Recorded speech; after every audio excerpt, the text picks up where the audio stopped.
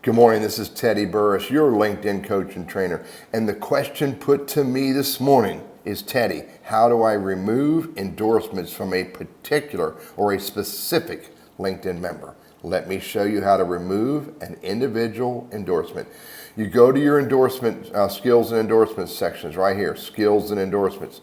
If you don't see it in the top three, which are pinned, then you show more, and you can scroll down and you can find the workshop facilitation, which I'm going to use as an example. You click on that, and then you can see all the 62 endorsements you've got, including from this person here, who I have no idea who that is. And when you find the individual who endorsed you for, in this case, workshop facilitation, you can click and make it hidden. So now no longer is that endorsement from that person on this skill on your profile for others to see. I'm Teddy Burris, your LinkedIn coach and trainer. Hope that was helpful.